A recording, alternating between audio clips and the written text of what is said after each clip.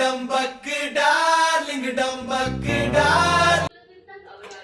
Friends, இன்னைக்கு வந்து நம்ம ஒரு சூப்பரான சிக்கன் கிரேவி எப்படி பண்ணலாம்னு சொல்லி தான் பார்க்க போறோம். இந்த கிரேவி வந்து ரைஸுக்கு, சப்பாத்திக்கு, தோசைக்கு எல்லாத்துக்குமே அப்படியே கலக்கலா இருக்கும். எப்படி பண்ணலாம்னு பார்த்துடலாமா? வாங்க. நான் சிக்கன் கிரேவி பண்றதுக்காக இன்னைக்கு மண் சட்டி எடுத்திருக்கேன். சட்டி நல்லா சூடாகிற வரையும் நம்ம வெயிட் பண்ணலாம்.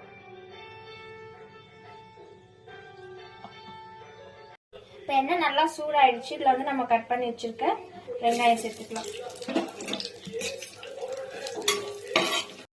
இப்போ நம்ம போட்ட ஆனியன் அங்கே வதங்கிட்டு இருக்கு. அதுக்குள்ள வந்து நான் போய் இஞ்சி, பூண்டு, கொஞ்சமா சீரகம், கொஞ்சமா சோம்பு போட்டு பேஸ்ட் பண்ணி எடுத்துட்டு வந்திருக்கேன். ஸோ இதையும் சேர்த்து நம்ம ஆனியன் கூட மிக்ஸ் பண்ணி ஃப்ரை பண்ண போறோம். இதோட பச்சை ஸ்மெல் போற அளவுக்கு வதங்கினதுக்கு அப்புறம் தான் நம்ம நெக்ஸ்ட் சேர்த்துணும். சேர்த்துப்போமா?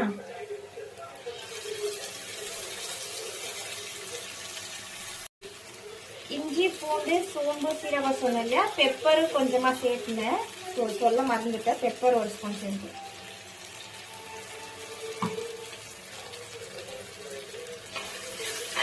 இது நல்லா பச்சை ஸ்மெல் போற அளவுக்கு வதக்கணும். இன்னைக்கு நம்ம சிக்கன் கிரேவி பண்றதுக்கு ஒரு 1/2 kg சிக்கன் தான் எடுத்திருக்கோம். ஸோ நான் இப்போ போட்ட அளவு எல்லாமே வந்து 1/2 kg சிக்கனுக்கான அளவு தான். இன்கேஸ் நீங்க 1 kg செய்றீங்க, எக்ஸ்ட்ரா செய்றீங்கன்னு போது இதோட அளவுல இருந்து கொஞ்சம் நீங்க எக்ஸ்ட்ரா சேர்த்துக்கோங்க. நான் இப்போ 1/2 kg பண்ண அந்த மசாலால ஒரு சின்ன துண்டு இஞ்சி, ஒரு ஸ்பூன் சீரகம், ஒரு ஸ்பூன் சோம்பு, ஒரு ஸ்பூன் மிளகு சேர்த்து தான் நான் இந்த பேஸ்ட் போட்டிருக்கேன். நீங்க 1 kg செய்யும் போது அப்படியே டபுளா எடுத்துக்கோங்க, அவ்வளவுதான். இது வந்து சப்பாத்திக்கு இன்னைக்கு நான் செய்வேன். ஆனா ரைஸுக்கும், இட்லி, தோசை எல்லாத்துக்குமே இந்த கிரேவி சூப்பரா இருக்கும். இப்ப நம்ம போட்டு இந்த பேஸ்டோட பச்சை ஸ்மெல் எல்லாம் போயிடுச்சு. சோ இது கூட வந்து நம்ம கொஞ்சமா மசாலாஸ் எல்லாம் சேர்த்துக்கலாம். இதுல பாருங்க, நான் 1 ஸ்பூன் கரம் மசாலா, 1 ஸ்பூன் மல்லித்தூள், அங்க வந்து 1 ஸ்பூன் மிளகாத்தூள், கொஞ்சமா மஞ்சள் தூள் போட்டிருக்கேன் மசாலாஸ். இது நல்ல ஆனியன் கூட சேர்த்து பச்சை ஸ்மெல் போற அளவுக்கு நம்ம வதக்கிக்க போறோம். இப்ப நம்ம போட்ட மசாலாஸ் எல்லாம் நல்லா பச்சை ஸ்மெல் போக வதங்கிருச்சு. இது கூடவே நம்ம இப்போ சுத்தம் பண்ணி வச்சிருக்க சிக்கன் பீசஸ் எல்லாம் சேர்த்துக்கலாம்.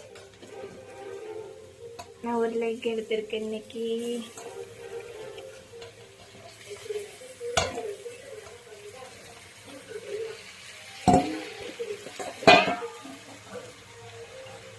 இது கூடவே தேவையான அளவு சால்ட் சேர்த்துக்கலாம். சால்ட் கம்மியா கூட சேர்த்துக்கலாம், அதிக சேர்த்துட்டா ரொம்ப கஷ்டம். அப்புறமா செக் பண்ணி பத்தலைன்னா போட்டுக்கலாம். எங்க மம்மி எல்லாம் போட்டா ஒரே டைம்ல பர்ஃபெக்டா இருக்கும். நான் போட்டா எப்பவும் கொஞ்சம் பத்தாம இருக்கும். அப்புறமா அவங்க டேஸ்ட் பார்த்துட்டு போடுவாங்க. இப்போ பாருங்க, நம்ம போட்ட சிக்கன் நல்லா மசாலா கூட மிக்ஸ் ஆயிடுச்சு. ஒரு 5 மினிட்ஸ் வந்து இந்த மசாலா கூட நல்லா சிக்கன் வந்து வதங்கணும். அதுல இருக்க மசாலாஸ் எல்லாம் சிக்கனுக்குள்ள இறங்குற அளவுக்கு நல்லா வதங்கினதுக்கு அப்புறமா தான் நம்ம தண்ணி சேர்க்க போறோம்.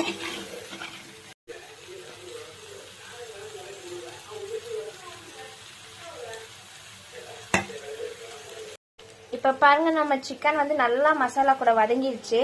இது கூடவே நம்ம இப்ப கொஞ்சமா கருவேப்பிலை அண்ட் வந்து கட் பண்ணி வச்சிருக்க ஒரு டொமேட்டோ சேர்த்துக்கலாம்.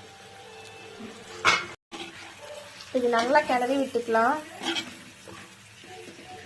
இந்த சிக்கனோட சேர்த்து இந்த தக்காளி நல்லா ஒரு 3 to 4 மினிட்ஸ் நல்லா குக் ஆகணும். அப்பதான் எந்த அளவுக்கு வதக்குறோமோ அந்த அளவுக்கு டேஸ்ட் நல்லா கிடைக்கும் நம்மளுக்கு. ஸோ கொஞ்ச நேரம் வதங்கிறதுக்கே சிக்கன் எவ்வளோ எம்மியா கலர் தெரியுது பாருங்க.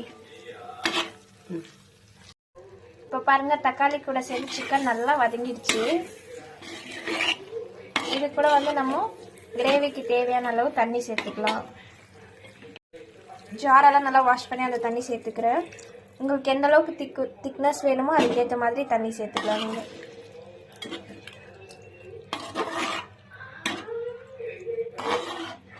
இன்னும் தண்ணி சேர்த்தணும். நம்ம இன்னும் சேர்த்தணுமா? வெந்து வரப்போ இன்னும் தேவைப்படும். ஓகே, கொஞ்சம் இப்போ நம்ம தேவையான அளவு தண்ணி சேர்த்துட்டோம். இந்த தண்ணி வந்து நல்லா சிக்கன் எல்லாம் வெந்து வரப்போ இதில் பாதி அளவுக்கு வந்து நல்லா கிரேவி மாதிரி நம்மளுக்கு கிடைச்சிரும். ஸோ இது வேகிற வரையும் நம்ம வெயிட் பண்ணலாம். சப்பாத்தி ரெடி பண்ணிட்டு வந்துடுறேன். இப்போ பாருங்க, நம்ம சிக்கன் கிரேவி நல்லா கொதிச்சிட்டு இருக்கு. இதில் வந்து நான் கட் பண்ணி வச்சிருக்கிற ஒரு உருளைக்கிழங்கு இந்த மாதிரி பீஸ் பண்ணி வச்சிருக்கேன், அது சேர்த்துக்கிறேன். இது போட்டால் இன்னும் கிரேவி டேஸ்ட்டாக இருக்கும் அண்ட் வந்து நல்லா திக்னஸ் கொடுக்கும் இந்த பொட்டேட்டோ. ஒரு மிக்ஸ் பண்ணிட்டுருவோமா? அவ்வளோதான். இன்னொரு 10 மினிட்ஸ் கழிச்சா நம்மளோட சூப்பரான சிக்கன் கிரேவி ரெடி ஆகிடும். இது இடியாப்பத்துக்கு கூட இந்த கிரேவி வந்து டேஸ்ட்டு செம்மையாக இருக்கும். இடியாப்பமும் இது வச்சு சாப்பிடும்போது அப்படி ஒரு டேஸ்ட்டாக இருக்கும். எனக்கு ரொம்ப ரொம்ப பிடிக்கும் இந்த மெத்தடில் செய்கிற கிரேவி. இது கூட நான் உருளைக்கிழங்கு சேர்த்துனேன். நீங்கள் இது கூட கேப்சிகம் சேர்த்துனாலும் நல்லாயிருக்கும். அண்ட் வந்து இன்னும் கொஞ்சம் நீங்கள் கிரேவி இன்னும் நிறையா வேணும், குழம்பு நிறையா வேணும் அப்படின்னா கொஞ்சமாக தேங்காவை பேஸ்ட் பண்ணிவிட்டு தேங்காய் பால் இதில் நம்ம சேர்த்துனோம்னா இன்னும் டேஸ்ட்டு சூப்பராக இருக்கும். நம்ம வந்து இன்னைக்கு தேங்காயெல்லாம் சேர்த்துல அப்படியே தான் கிரேவி பண்ணுறோம். இதுவும் நல்லாயிருக்கும். அதுவும் நீங்கள் சேர்க்குறதா இருந்தால் தேங்காயும் சேர்த்துக்கலாம். கொதிச்சிட்டு இருக்கு நல்லா. இந்த ஸ்டேஜில் வந்து நம்ம உப்பு காரெல்லாம் கரெக்டாக இருக்கான்னு செக் பண்ணிடுவோமா?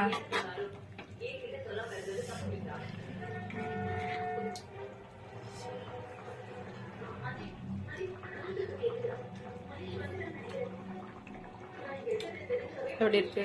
செம்ம டேஸ்டா இருக்கு மம்மி. காரம் உப்பு எல்லாம் பர்ஃபெக்டா இருக்கு. இது என்ன டைம் பார்க்கறேன்.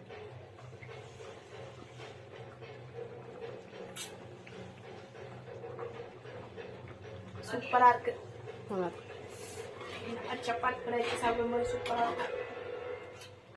அவ்வளோதான், நம்மளோட சிக்கன் கிரேவி சூப்பராக ரெடி ஆயிடுச்சு. இது கூட கொஞ்சமாக கொத்தமல்லி தழை தூவிக்கலாம்.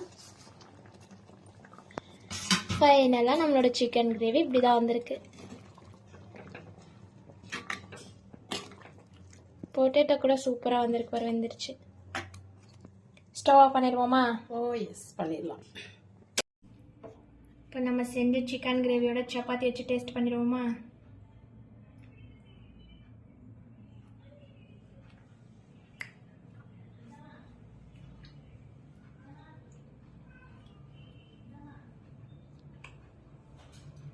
நல்லா சூப்பராக இருக்கும் மம்மி. காரமாக அந்த சப்பாத்தி கூட சாப்பிடும்போது அவ்வளோ டேஸ்ட்டாக இருக்குது. இதில் ஹைலைட்டே அந்த இஞ்சி பூண்டு பேஸ்ட் கூட போட்டது அந்த பெப்பரும் சீரகம் தான். அவ்வளோ சூப்பராக இருக்குது.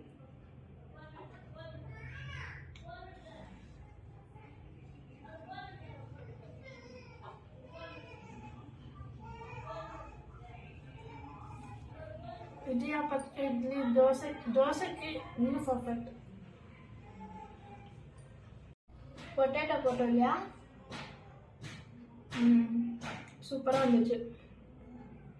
சிக்கன் இல்லாமல் வெறும் பொட்டேட்டோ கேப்சிகம் போட்டு கூட இந்த மாதிரி கிரேவி பண்ணலாம். அது சூப்பராக இருக்கும்.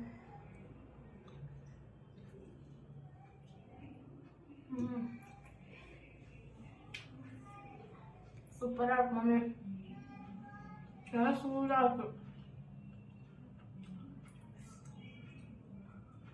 நீங்களும் போய் சாப்பிடுங்க.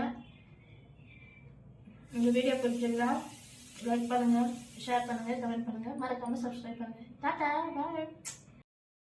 டார்லிங் டம்பக்கு டார்லிங் டம்பக்கு டார்